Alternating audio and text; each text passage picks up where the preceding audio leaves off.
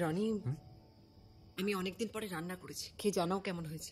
প্রচন্ড এক্সাইটেড। কিন্তু একটা রুল আছে, খারাপ হলেও ভালো বলতে হবে।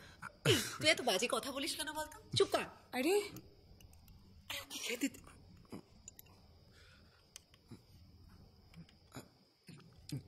কেমন?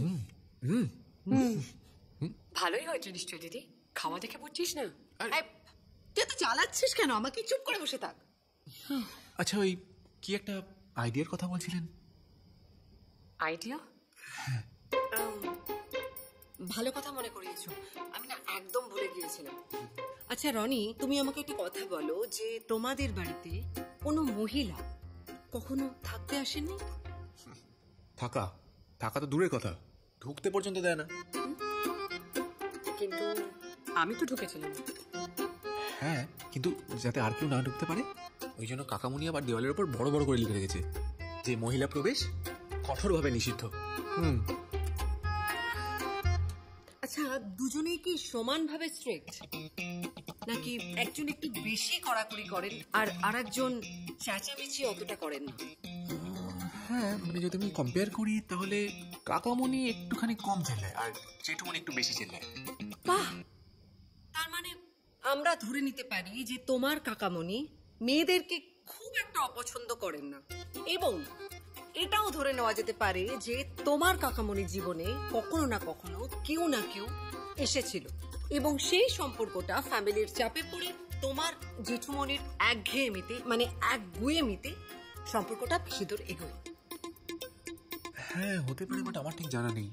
আরে সেটাই তো জানতে হবে রনি। কিন্তু কিভাবে?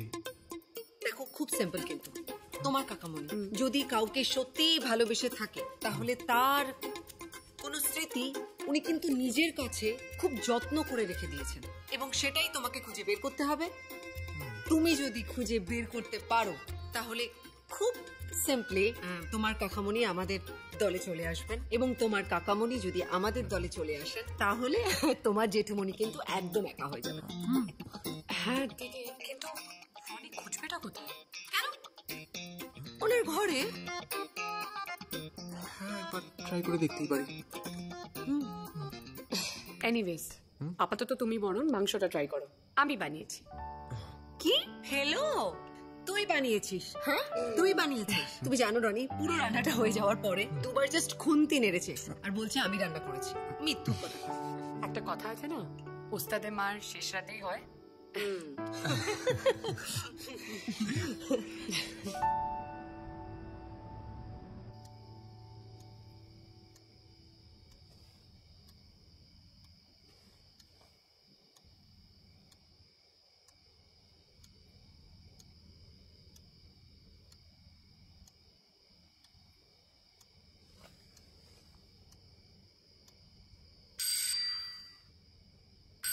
আরে খুলছি বাবা, খুলছি। ওফ,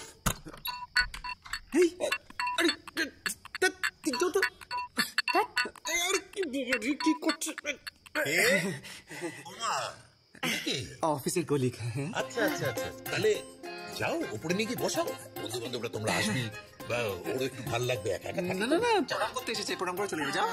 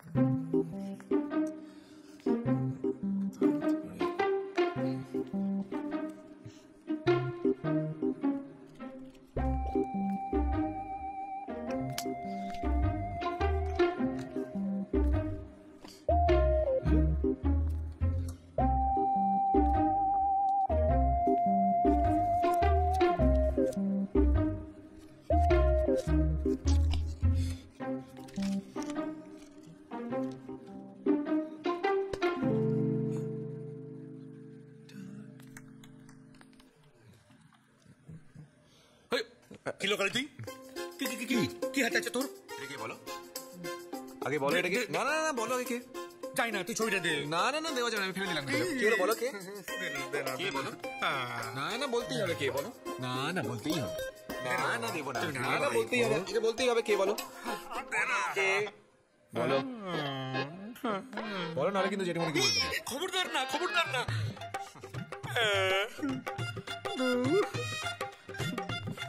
তোর সাথে গিয়েই পারি। দে না রে বাবা, পারি না তোর সাথে। দে না রে। আরে তুমি বলো না রে, নাহলে কিন্তু জেঠিমণিকে বলবো। না, দাদাকে বলিস না। বলে ফেলো, বলে ফেলো। শুনবি? শুনছি। তোমরা বিয়ে করলে না কেন? সে অনেক লম্বা কাহিনী। শান্তিপ্রিয়ার বাবা ছিল কুখ্যাত মাফিয়া। আমি যখন আমার বাবাকে আমাদের সম্পর্কের কথা জানিয়েছিলাম, স্বাভাবিকভাবেই আমার বাবা রাজি হয়নি। ওর বাবাও রাজি ছিলেন না। কেন? কেন? কারণ তোর দাদু, মানে আমার বাবা ছিলেন একজন পুলিশ, আর চোর পুলিশের সম্পর্ক হয়, কিন্তু তাদের ছেলে মেয়েদের মধ্যে হয় না। আর পালিয়ে যে বিয়ে করব সে উপায়ও ছিল না। তারপর? তারপর আর কি, গল্পের ট্র্যাজিক এন্ড। আমরা শেষবারের মতো দুজনে দেখা করলাম। দুজনকে কথা দিলাম যে কেউ কোনোদিন বিয়ে করব না, দুজনে শেষ দিন পর্যন্ত অপেক্ষা করব। তা বলছি, আমার এই হতে পারে কাকিমা এখন কোথায়? জানি না রে, শুনেছি ওর বাবা মারা যাওয়ার পর ওই প্রিয়াই নাকি এখন বাবার ব্যবসা সামলাচ্ছে। মানে সে এখন বিরাট মাফিয়া।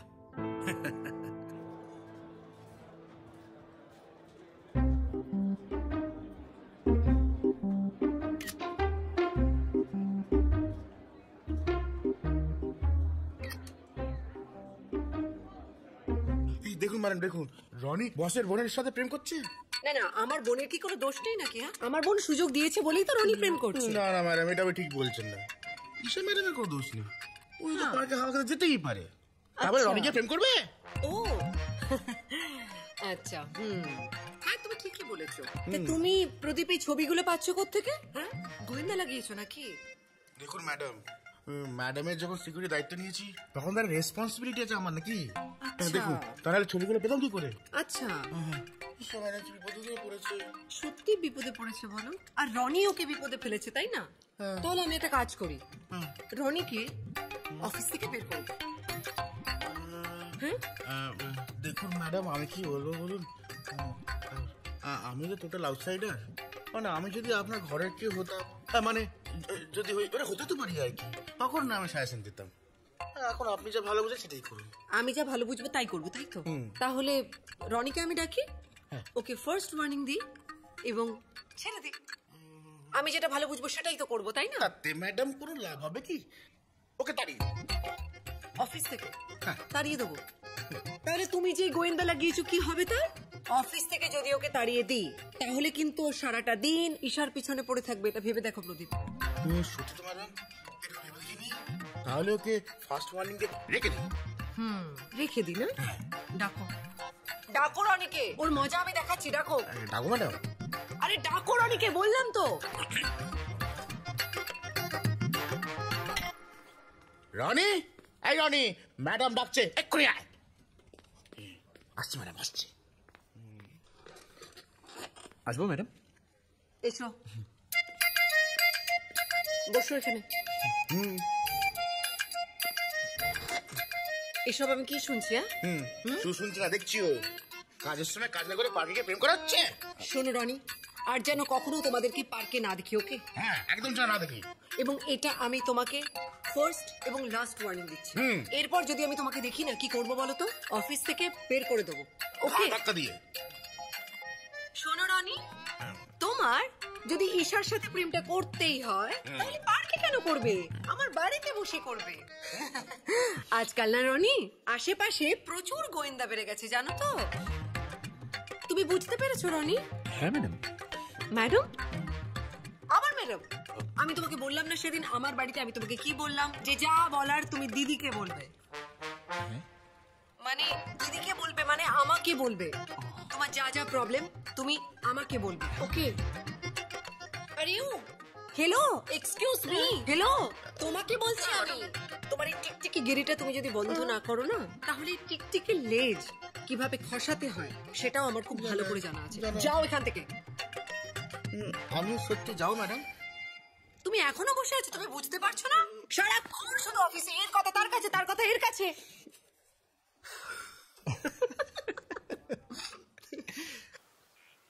রাগ করেছিস ভাই? ভাই একদম গায়ে হাত দেবে না, একদম গায়ে হাত দেবে না তুমি। ভাই ভাই করে কত হিসেব হয়েছে জানো?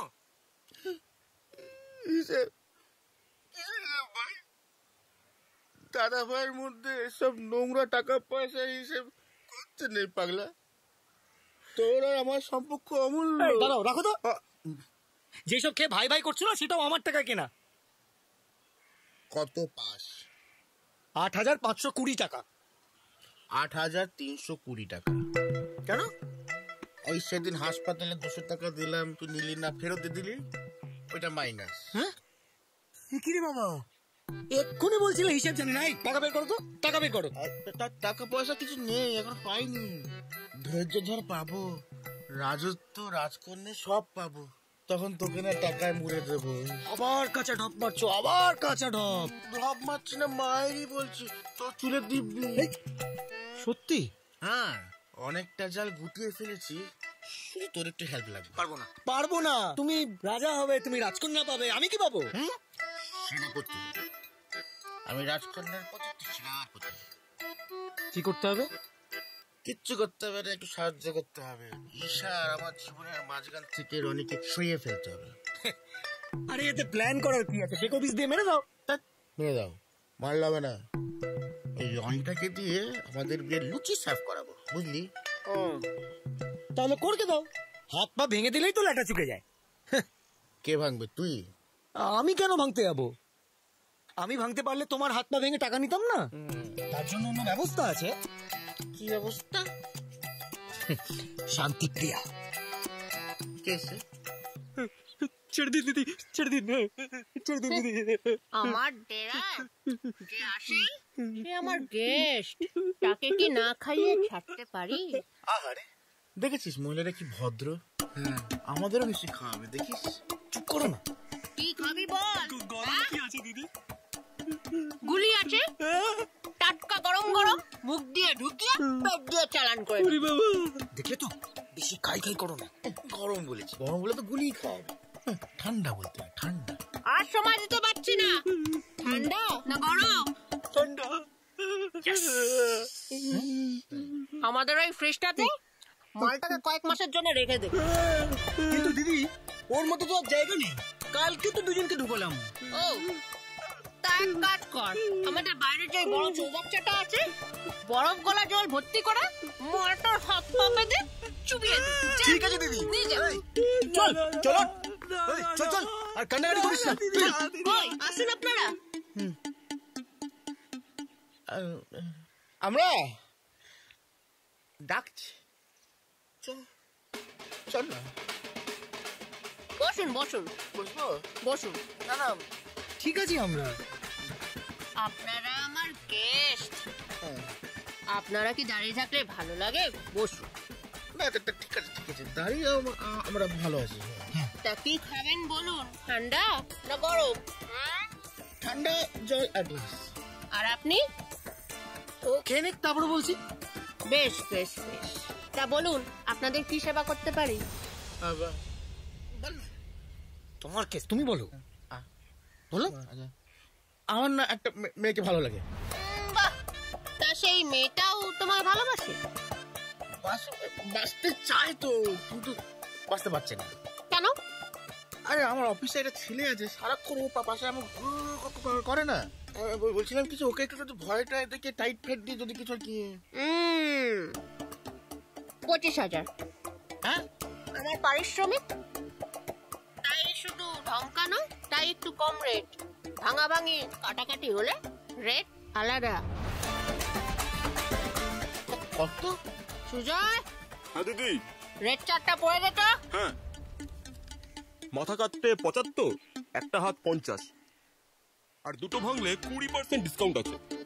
পা 70, দুটোতে 30% ডিসকাউন্ট, আর কোমরের 45, আর দুটো পায়ের মাঝখানে ঠিক 69। আচ্ছা, ডিসকাউন্ট কি সারা বছরই থাকে?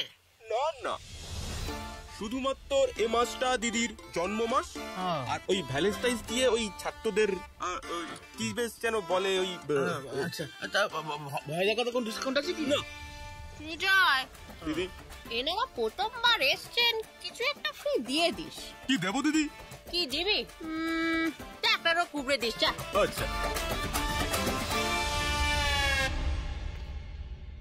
রনি, অনেকদিন পরে আমরা দুজনে একসাথে বাইরে রেস্টুরেন্টে খাওয়া দাওয়া করছি।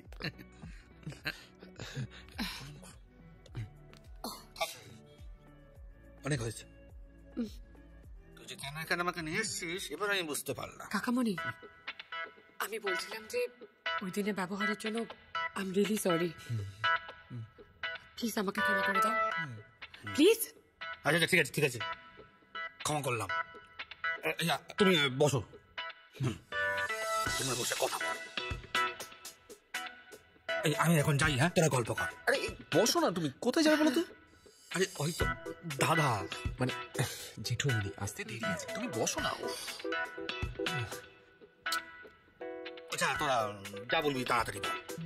হ্যাঁ মানে বলছিলাম যে একটু জেঠুমনির সাথে কথা বলো না, মানে আমার আর এইসব ব্যাপারটা নিয়ে।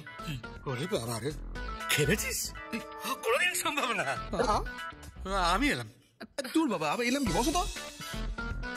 আচ্ছা কাকামণি, একটু দেখো না, আমার এইসব ব্যাপারটা একবার ভেবে দেখো। আরে ভেবে দেখতে কোনো ব্যাপার নেই, আমি পারবো না। আমি এলাম। হ্যাঁ, আরে কোথায় যাচ্ছ? খালি এলাম এলাম, বসো তো। কিন্তু কাকামণি, আমি যে ওকে ভালোবাসি। সেটা আমিও প্রিয়াকে। এই প্রিয়া কাকিমা? আমি জানি কোথায় থাকে। কি বলছিস? সত্যি?